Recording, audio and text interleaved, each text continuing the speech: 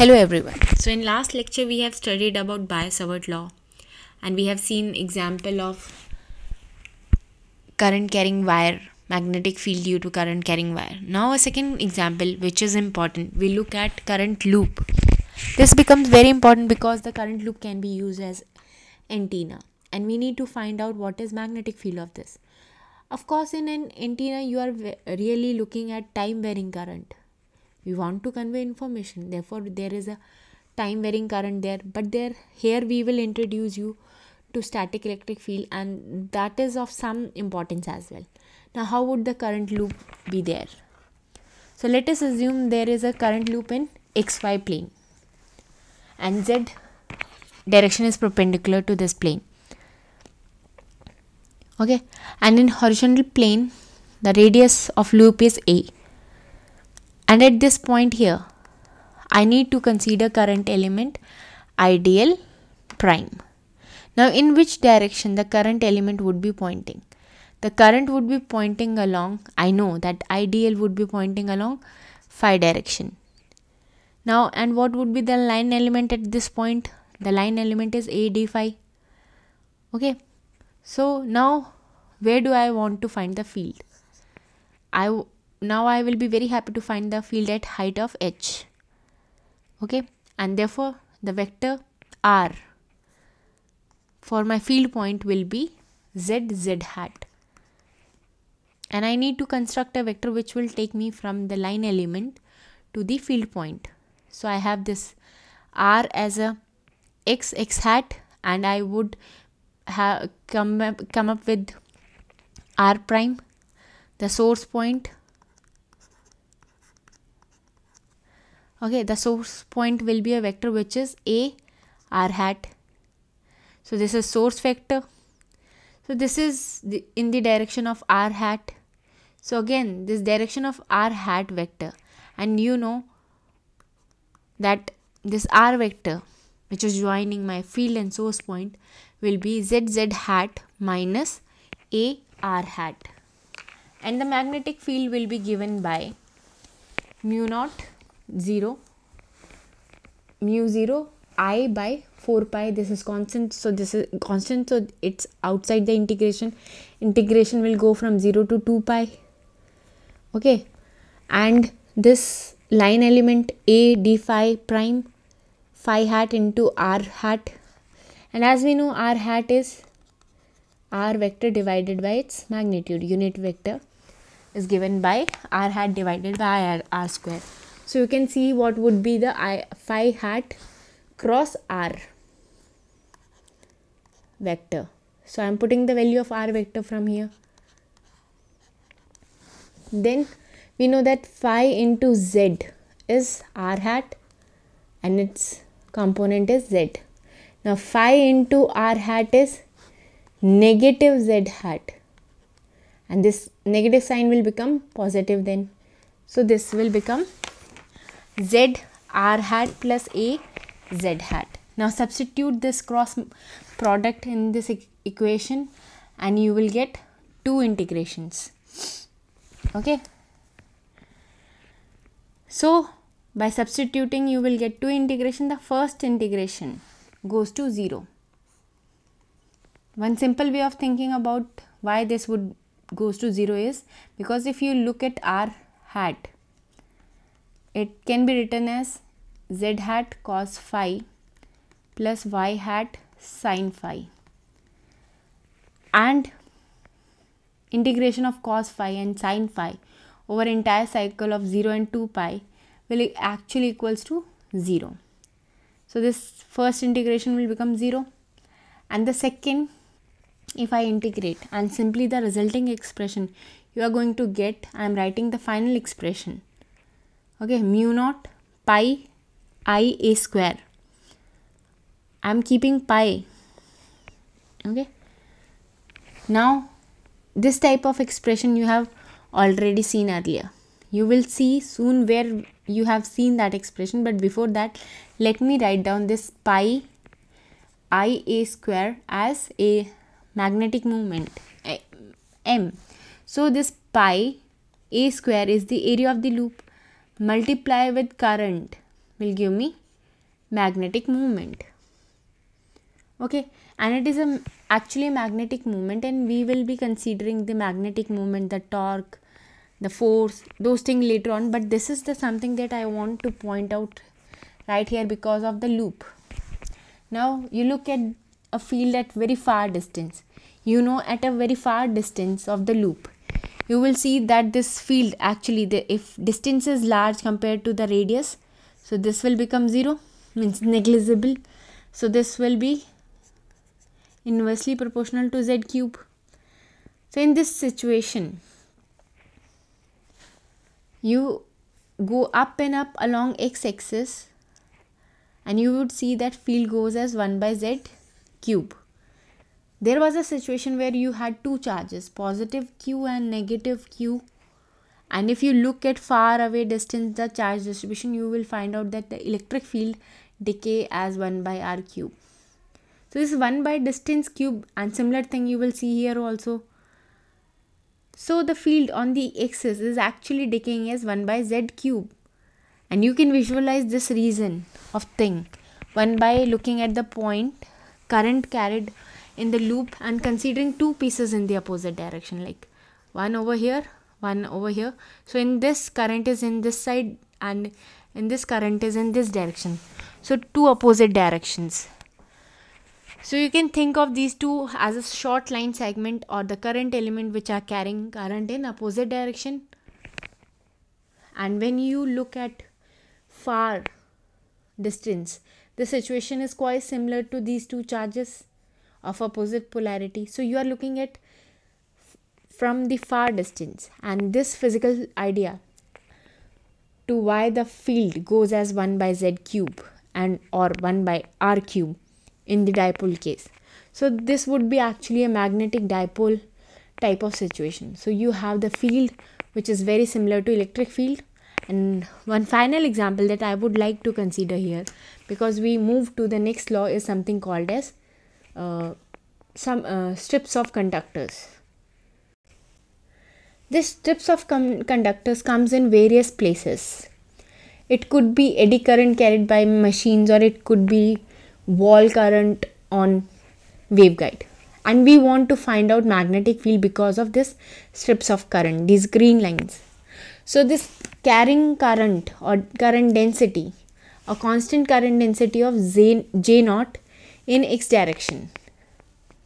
Okay, so I want to find out field at this axis point here, which is along z direction at z height. Okay, so this would be my r vector, just like the previous case where I found out the field on z axis. I want the field here also on z axis. So this strip is carrying current of J naught along x axis, and we want to find out field on the z axis on this point. So let us select any particular point over here in xy plane, and this point in xy plane will be at a coordinate of x hat, x prime and y prime. Therefore r prime will actually equals to x prime x hat plus y prime y hat, and therefore from there you look at the vector that joining the source and field point. That vector r is given by z hat minus x prime x hat minus y prime y hat, and the corresponding magnitude of r is the magnitude cube, which is what you want to given by z square plus x prime square plus y prime square. And from there you look at the vector that join the source and field vector points. Okay, now apply the Biot-Savart law and write this as an integral form from the some width. This width I am considering as w, okay, over the y axis, and for the x it goes from minus infinity to plus infinity. So this integration I am considering minus w by 2 to w by 2 and minus infinity to infinity along x axis. So where I am considering the strip of with w and the integration over w. Then this mu naught by 4 pi is going to be constant. I can push this outside, and I want the current element itself will be along x-axis, I know. So this is my current element cross this r vector, or you can say r bar, divided by this, and this is the integration in x and y, because this is the surface integration with respect to x and y. Okay, and this is the magnitude of r. So I hope this integration is alright with you, because the current density current density J into ds is actually given by J naught dx prime dy prime, and this is the situation, this is the surface element, and it would be pointing in the direction of x. Okay, because J is pointing in the direction of x. This is getting cross product with respect to unit vector r, or cross product with respect to vector that join the source and field point. So this is the numerator in the integration, and I hope that you can identify that one clearly. So when you calculate the cross product, you would actually see this is going to be slightly tricky, or not tricky, it could be slightly tedious. So we will see that x, if you cross multiply x with r vector, so I am having z hat minus x hat plus y prime, minus y hat. Okay, so it is when you are multiplying x into z. Okay, so it will be minus y hat, and its coordinate is z. Similarly, when you cross multiply x into x, so this term will be 0. When you are cross multiplying x hat with y hat, it is z hat minus y. Okay, so I am having minus z y prime y hat minus y z hat. So substitute this in this equation and you will get this integration. Okay, so B field is given by mu naught by 4 pi, which can be removed outside of the integration, and the integration is still limiting from minus w by 2 to w by 2, then minus infinity to plus infinity. Now I have two integration. First integration is along y direction and the another pointing in z direction. Okay, so what are the integrands here? Y hat z naught dx dy. Okay, so what the numerator, if you will see, this component will become 0. The second integration will become 0. Okay, if you look at these two, you will see that y dash is going from minus omega to omega by 2, and within that sign y dash is actually changing. In this time y dash is actually changing, so the denominator is always positive but the numerator is actually changing. In this I am talking about the second one, so the numerator is changing, so and denominator is same, so numerator is actually changing the sign, which means that it is an odd function. So this is an odd function, this second is odd function over the y dash integration. Therefore this integration will goes to 0. There won't be any contribution of this one. Therefore, that need not to be evaluated. So you are left with the evaluation along x hat direction, this one, and there will be integration which we will see that is given by minus y hat mu naught by 4 pi j naught. Okay, integrating from minus w to positive w by 2, and then dy hat prime integration of minus infinity to infinity, then z into dx prime. Okay, and z inside they're divided by z square plus x prime square plus y prime square to the power 3 by 2. So you would evaluate this integration. So to evaluate this integration inside integral, you will be substituting something equals to tan theta. So I'm just substituting x prime equals to y prime square plus z square and then tan theta. So I'm integrating with respect to that. Okay. So thankfully that integration with respect to x has vanished, the x component here. Okay.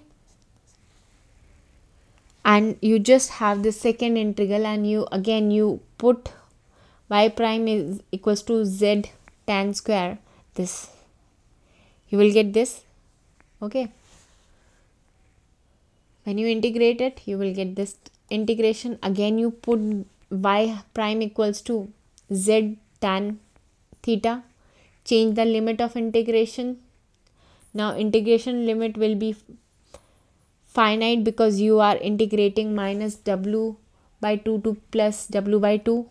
Appropriately you change the integral, and you will see that the B field can be written as minus y hat square y hat omega naught j naught by pi tan inverse w by 2z. So you will see that you have seen that the magnetic field, because of infinite current density along the z direction, is actually directing along y direction. Okay, so if you look at the image, the x plane direction is actually directing along, means my current density is j naught is along x direction, and the magnetic field is actually directing in y direction at all these points. Of course, for the given value of z, these field lines would be constant, these red lines, and this is my current density. So for these field lines will be constant, and but at different planes they would also change. So for example, right on the axis at z is equals to 0, what would be the value of magnetic field at z equals to 0?